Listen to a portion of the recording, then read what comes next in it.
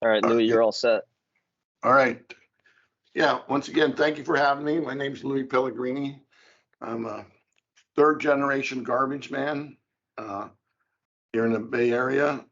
I got 50 years of in this industry. I started the day I graduated from high school driving a garbage truck in the family business. So brief introduction there. Let me move forward here. Why isn't this moving forward? There we go. Okay, I grown substantially in the business. I have partnerships in multiple garbage hauling companies around the Bay Area here. We operate in Alameda County and Santa Clara County, and also have a little operation up in Sonoma County. One of the unique things from myself and my partner's perspectives, we've never owned a landfill. We've always tried to find alternatives to just burying the material that we collected from residents, businesses, apartments, industrial generators for a higher and better use. And we've always embraced the higher and better use theory. My grandfather, in the days, they picked everything up. They were called scavengers, not garbage men, not haulers. They charge a minimum amount of money for removing material from residents and businesses, and they scavenged through everything to make their bottom line or their margin: bottles, cans, rags, and food waste. At the time, terminology was called swill. And my grandfather, in fact, was in charge of 4,000 hogs in San Mateo, which during the war years made a lot of money of producing the pork for human consumption. So food waste to animal feed is nothing new, but times had changed, laws, labor cost, and whatever, but everything comes back around. So there's not a lot of hog production in California. There's not a lot of places in the Bay Area where you could raise hogs to feed the food waste or swill to. So we were always looking for technologies to do a higher and better use for the food waste other than composting. A lot of things that have driven where we're at today in today's topic at 1383, but we've been under the obligation as garbage haulers providing services to our communities for a number of years, a number of pieces of legislation. It goes back on just recycling in general, your bottle, cans, and plastics, all the way back to 1989. What that bill was to divert 50% of the material from the landfill then. Yard waste, or the green material that comes from landscaping and the like, was always part of the program. But as times changed and greenhouse gases, climate change and all that, there was a piece of legislation, AB 32, that was really going to drive the organic stream, which is another name for food waste and green waste, or basically anything that could rot in the landfill. So we've been working for a number of years under AB 32, 1594, 1826. There was AB 876, and the last and the one we're dealing with now is SB 1383. There is not enough capacity to process food waste, organics, that the legislation is driving us to 50%, then to 75%. And in that, there's also the food rescue portion that requires jurisdictions to do 25% of food rescue. So we have to come up with technologies and services to provide collection and diversion from material collected in the single family homes, townhouses, apartment houses, restaurants, the whole gamut of any generator of material that was previously going to the landfill considered organics. So our job is tough, a lot of education involved, a lot of logistics, a lot of infrastructure and expense in equipment and technologies to accomplish that. The food rescue is kind of out of my domain, but I know it's part of it, and that's also a difficult job to accomplish. But all this creates opportunity And in the process, this is the food recovery hierarchy. Landfill's the last use for this material. Composting, which takes the material and you have to prepare it and let it heat up for 120 days and reach a certain level of temperature to kill all the pathogens that are in the food waste or even the green waste material. Industrial uses would be to take that same material, prepare it to put it in an anaerobic digestion process that would take the material and create methane gas that would be collected off of the material and then turned into a fuel to put in transportation as an alternative to natural gas, oil-based, or to fire engines to create electricity. Feed animals is the number 3 option under feed hungry people or reduce waste. So the technology we came up with is the use of that material to feed animals. To accomplish that, we had to create collection processes. And our job and what we collect, you don't always get what you ask for. And with that comes a lot of other material that has to be segregated out so that you have a product that can lend itself to animal feed. The ick factor in dealing with residents and commercial industrial generators, you could sit and eat your meal. As soon as you push the plate away, it's icky. No one wants to touch it. So the use of plastic bags and containers and contamination from that, as soon as you push that plate away, it's unbelievable all the different materials we find in a collection program that's supposed to be just food scraps. But basically, we got to educate our customers, residents, generators that they need to segregate it, put a little effort to it, keep it as clean as possible. Then we have to get it to our pre-processing where we clean it up and we create what we call a mash or a slurry through a process of grinding, shredding, grinding, filtering. We create a liquid type mash that then gets dehydrated. Food waste by nature is pretty acidic and there's a lot of moisture in it. So we're looking for the solids of the material, which has all the ingredients, the building blocks of life. The amino acids are still there, the protein levels, the other minerals are in that food waste. And we dehydrate it to get it into a situation that we can move it to market. I'm going to show a little bit of the dehydration process here. Hope this is playing. This is the technology that came up with actually mash technology.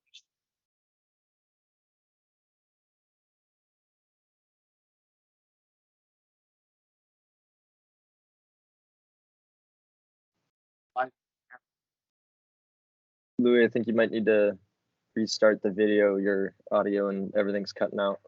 Oh, start over. That works better.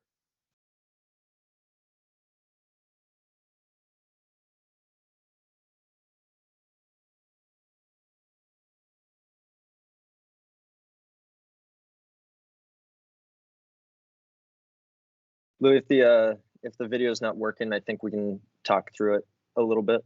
Okay, I'm sorry. It was playing on my end. But anyway, we developed a technology to dehydrate the material and the requirement for animal feed now, the USDA real stringent on almost human grade requirements for animal feed, and pathogen reduction is paramount. The fear of mad cow disease is paramount in selling to animals a feed product that could come back into the human consumption. And we've accomplished all that in this technology.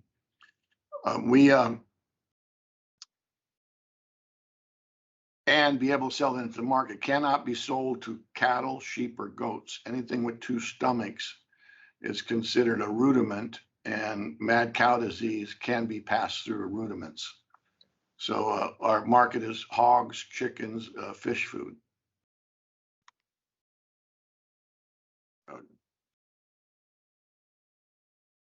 So we also, this product also spins off fog, fats, oil, and grease that's naturally in food waste scraps that we pick up.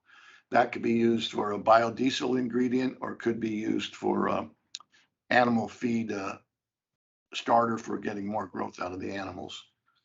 The other thing is that moisture that comes out of our product is has a low pH, almost a cleaning type solvent material, but also could be used in agriculture to help soil amendments with changing the pH in the soil. And a liquid fertilizer to come all out of the food waste through our technology.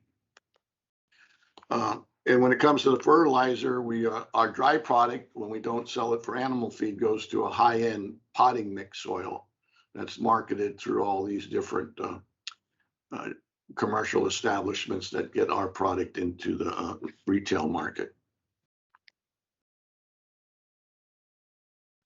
I'm sorry, looking around here, two different screens. So that's basically the last slide there. I think I'm kind of on time. So that was a quick thing. We do process material after food rescue takes place. Some of the food banks, no matter in industry, no matter what you do, there's always some outliers material that can't be utilized. And that's where we come into also helping out the goal of reducing what's going into the landfill and feeding the hungry people. So I'll leave it at that. If there's any questions. So if anyone has any questions for Louis, we'll take a few minutes to go through some of those. If you could just use the raise hand function, and then I'll go ahead and give you access to your microphone to ask your question.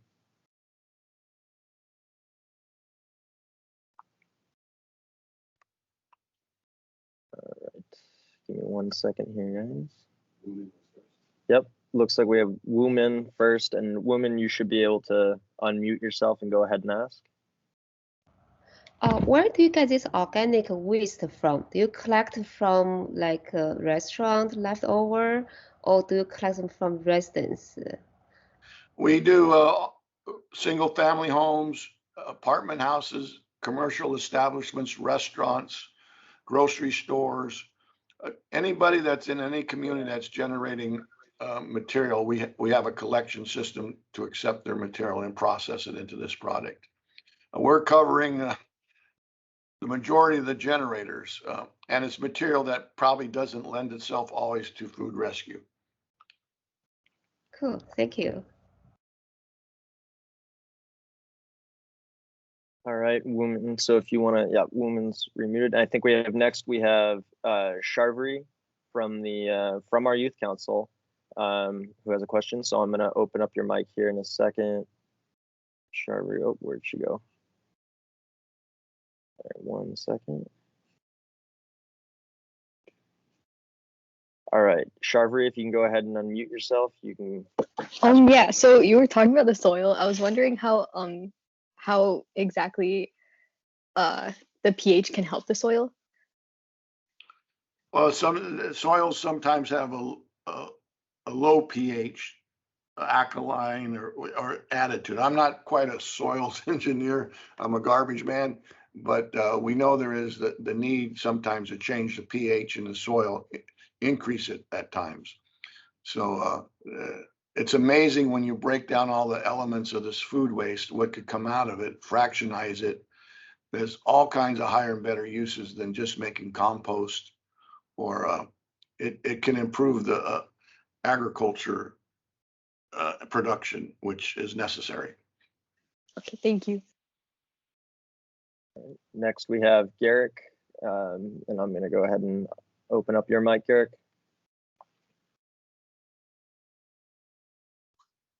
Garrick, if you want to go ahead, just unmute yourself and ask a question. Oh, I was just testing. So what inspired you to like start looking at all of these info? So I'm a businessman, entrepreneur. Uh, in today's environment, in our industry, in a lot of industries, you got to think outside the box. You got to try something different. You got to differentiate yourself from everybody else. So I'm always looking for how to do something different, do it better, and stand out. And that's been part of my success. And anybody moving up in the world, you got to think outside the box and work hard at it, and don't give up. And after 30, 40 years of watching everything, when this came along, it was something that was true to my entrepreneurship. It was something different, higher and better use, and in the market, which I know, and I was fortunate enough to have the resources to try and prove proof of concept. And it takes time, takes money, but you got to think out of the box, and that's what changes the world, in my opinion. Great, thank you. All right, next we have Daniel. I'm going to go ahead and open your mic, so if you can just go ahead and unmute yourself. Yeah, so I was wondering what's the major difference between current policy SB 1383 and comparing with previous policies like 1826 and such? So the overriding law is AB 32, Greenhouse Gas Law. They put the pressure on the legislator, on the state of California, and all the people in the state of California to reduce greenhouse gases for climate change. And that gives the total authority to the Air Resources Board to make the rules. So a lot of the legislatures and jurisdictions wanted to come up with some rules and regulations so that the complete authority would not go to the Air Resources Board.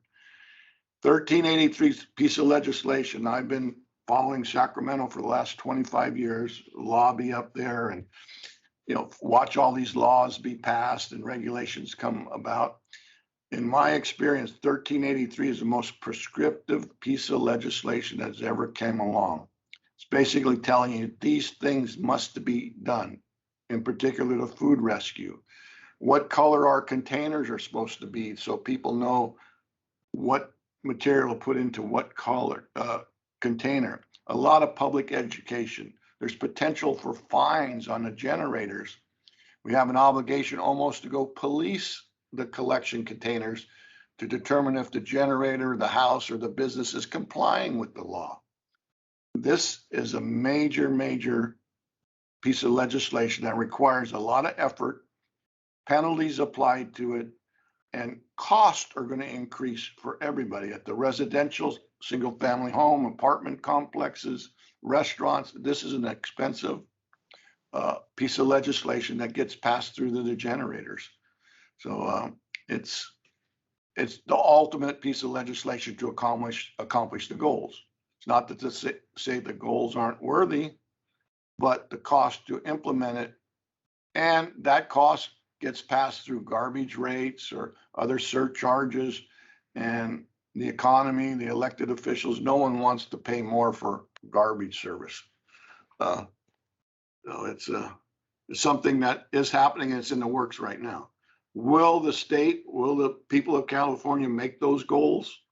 50% diversion and then 75%, it remains to be seen. But those laws making people pay attention and do things compared to some of the other laws that were just, we'll try this and see where it goes. Thank you. All right, and then so I think we got one more question from Shanaz. I'm going to go ahead and open your mic, and you can just unmute yourself and ask the question. Just wondering what the youth can do to help with the waste problem. I'm sorry, can you repeat that one more time? I was just wondering what the youth can do to help with the waste problem.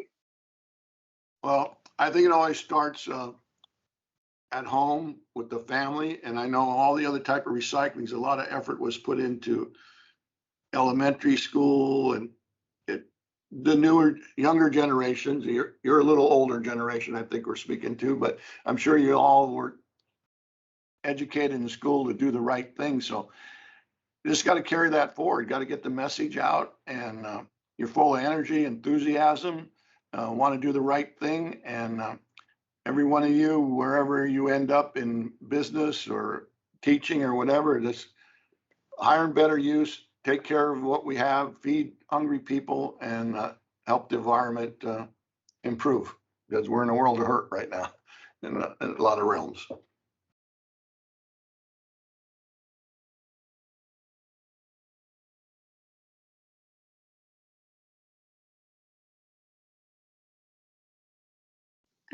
I think there's also a question in the chat by Skylar. She asked, what's the difference between green waste and organic waste? In theory, the word green waste really speaks to plant material, lawn trimmings, tree branches, leaves, and the like. That's the terminology that the industry is kind of uses. Organics is more on the food waste side. And even meat is a protein is considered in the food scraps and the organics. And terminology, legislation, people are making up new terminology that's never been used before, and everybody has a different thought process about it. The organics in this also includes food soil paper in this piece of legislation, and it also includes dimensional lumber that is not treated as organics. And when you get to those percentages of diversion, those materials will count, even though they're not food. Your food rescue is a little simpler. It's just food that can be reused. So, yeah, organics means stuff to different people. Basically, it's anything that could rot in a landfill. At one time, they even wanted to put textiles, cloth, into the definition of organics. But that is kind of stretching everything. That's kind of a long answer, but it's always changing. Well, we appreciate you, Louis, very much. And my phone has been blowing up, and I'm seeing that there's a lot of interest. And Louis, maybe we could potentially consider down the road creating a tour of your facility for the Youth Council, if that's appropriate. I know when I went and I saw the centrifuge and the whole process, it was amazing to see, and it was very educational. So Louis Pellegrini, thank you very much. We appreciate your time, and please feel free to stay with us. And we can't thank you enough. All right, my pleasure, and good luck to you. And it's up to you guys to help change the world. I appreciate you. Now's the time to get involved. Thank you. All right, thank you very much. And now from the Climate Action Corps, Luciano Oviedo. Welcome. And we're going to pull Luciano up now, but again, maybe at the end of this session, we can put down, if those that are interested in a tour, we could set up a date.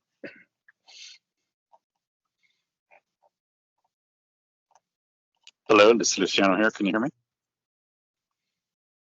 Yep.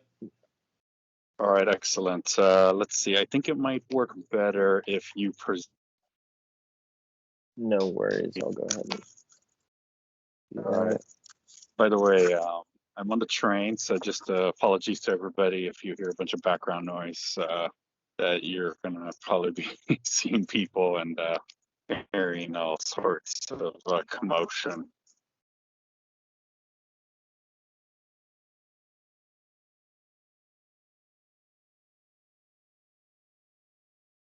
Can you give me 30 seconds, please?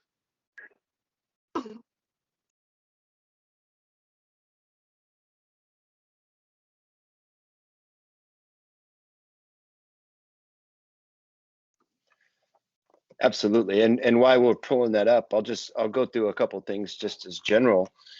When the Youth Council started this process, we really looked at how we could best, and one of the questions that come up is how the youth can be part of the solution. And it's truly our future, and looking at all the different ways in which we've learned in the past. I was completely unaware until I met with Louis, but he started talking about when recycling became an issue, just less than a decade ago, it was not even a thing, and now there's a recycling can in front of every house. So I think Aiden has pulled up the climate action core slide.